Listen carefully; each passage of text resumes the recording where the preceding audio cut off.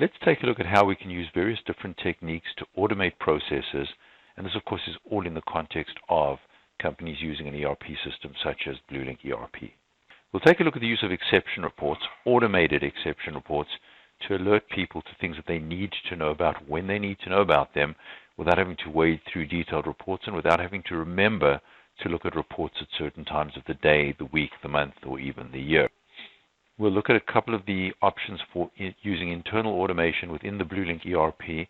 Next, we'll talk about robotic process automation, also known as RPA.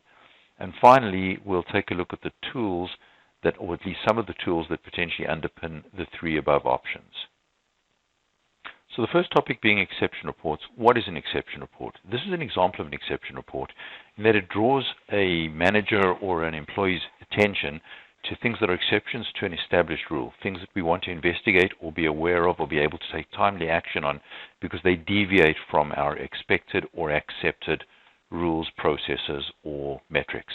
Now what you see on screen is an example of an exception report that draws our attention to sales orders or invoices within a specified date range that do not comply with our requirement to have at least a 25% gross margin. So the exception report shows us those records or those invoices where the gross margin was below our accepted threshold of 25%. In this case, if all we're looking for is managing the margins, we don't need to know about all the invoices that were above 25%.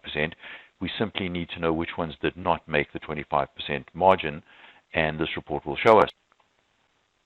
Now here's another example. This exception report is showing us invoices where the price that was generated by the rules in the system, in the ERP system, were manually overridden by a user, again during a specified date range. So the rule here might be you're not allowed to override prices unless you get authorization or unless you're a certain particular type of user. But in this case, what we can do is we can see who did override those prices in the date range, and we can see what the price was, what it was overridden to, who did it, and when they actually did it.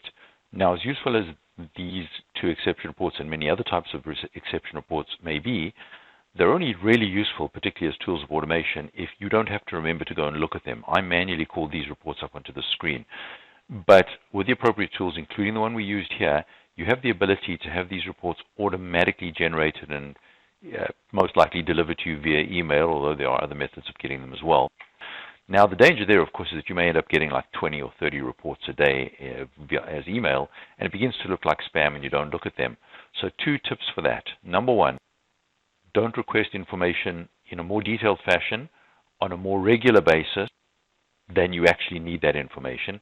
And secondly, wherever possible, combine multiple different exception types into a single report so you get a single email that alerts you of multiple factors. So let's take a look at an example of that. This is an example of an exception report that I personally receive every morning at about 8:30 a.m. And it gives me information about 3 different aspects drawn from 3 different sources. But they're all things that I need to know first thing in the morning before I start my daily stand-up meetings so that I am prepared for those meetings. And again, it's automated. I don't have to remember to look for this report. I can run this report manually at any time if I want. Blue Link ERP also has some internal automation tools. And the most notable one of those is the Automated Routines Manager, or the ARM as it is more frequently referred to.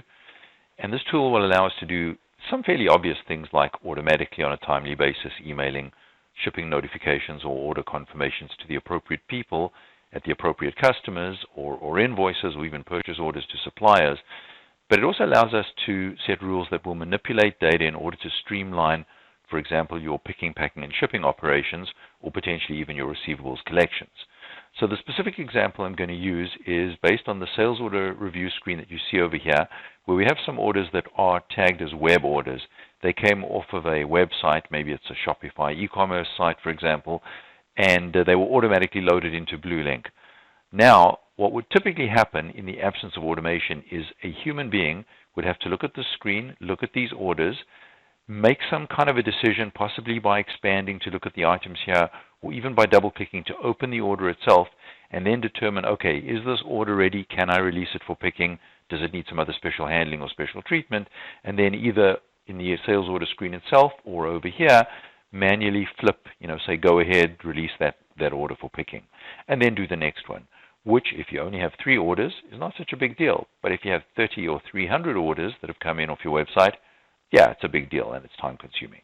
So the ARM can be set to automatically look at each order when it comes in off of a website or third party, in this example, and based on rules that you establish as part of your automation, can automatically modify the status, which effectively routes the order either to the warehouse for picking and packing, or maybe to a credit manager for review, or put it on hold for some other reason.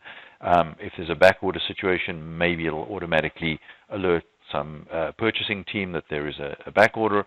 It can take any of those actions simply by setting up the rules in the ERP and letting them run automatically. Another thing automation using a tool like the ARM can do is it can avoid the need for customizations in some cases when there are changing business rules. And this would be particularly relevant if the change in business rule is temporary. So rather than go through a process of customization, getting a quote, writing up a specification, modifying the software, and then X number of weeks or months later abandoning that customization, here's a good example of an ARM that could potentially avoid that and fulfill a very important business process. So due to supply chain shortages caused by the pandemic, the ability to fill back orders in a company that routinely accepts back orders and fill them has been limited, severely limited, and they made a policy decision that until the supply chain issues are resolved, they're no longer going to accept back orders. But the orders still come in from their customers for quantities that the customers want, and then of course the amount that we can fulfill is based on what we have in inventory. So in this example on the screen, you can see based on the fill percentage that all of these, or almost all of these orders with the exception of the second one, can be partially filled but not completely filled. So how do we deal with this? And of course if there are 7 or 8 orders, it's not a big deal, but if there are 70 or 80 orders, then you could end up having 2 people full-time just trying to manually handle these and communicate with customers. Or you can set up an ARM that automatically gets rid of the back-ordered quantity and sends an email to the customer explaining the new policy and giving them the option for us to just ship the 96 or 77% of the product that we can, or cancel the order, and therefore avoid having 2 people on a full-time basis manually handling all of these during that supply chain shortage, or paying for customization that would only be useful for those couple of months, and then hopefully supply chain's back to normal and you no longer need that. In the case of the ARM, when you no longer need to get rid of your back orders, you just turn that ARM routine off, it takes a couple minutes, and you're done. So the next topic is robotic process automation, or RPA. And in fact, we've already been talking about it because the Blue Link ARM is an example of a robotic process automation tool.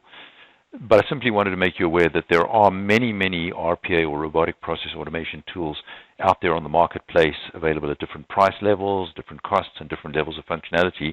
And many of them will be cross-platform. They will allow you to automate processing and data flows between multiple different systems. Okay, so now let's talk about some tools. The tool that we used for the exception reports that I showed you in the first part of this video is SQL Server Reporting Services, known by its acronym SSRS. It is a tool that is built into the SQL Server database that all Blue Link hosted customers already have, so you already have this tool. And it is both the tool that will run the reports, if you run them manually, as well as the tool you can use to subscribe to these reports and have them automatically delivered to you at specified intervals, such as my 8:30 a.m. every morning report that I showed you. Internal automation, the tool that we really spoke about was the Blue Link ARM. Other software systems have their own different internal automation tools. We largely use the ARM as a tool, although there are some other tools within the Blue Link ERP as well. And then some examples of cross-platform robotic process automation tools would include Zapier, which you may have heard of, really designed as an end-user automation tool, which will also do integration between systems. Within the Microsoft Office or Microsoft 365 suite, there is Microsoft Automate, which used to be known as Flow, which similarly allows you to connect different systems, move data back and forth, automatically react to events such as emails arriving in certain inboxes, or changes or additions to data in a database, and then take certain actions. And the tool that we at Blue Link use, that is a much higher level enterprise tool, but we use it extensively to move a lot of data around and automate a lot of processes internally, as well as for those Blue Link hosted customers who have signed up to update exchange rates. And again, you saw an example of that in my exception report.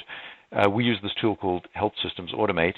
And one of the things that tools actually all of these tools have in common is that they will provide you with some pre-built canned automations and integrations, which are frequently referred to as bots. Hopefully this has been of use and value to you and stimulated some thoughts on how you can automate processes and get rid of the mundane and time-consuming.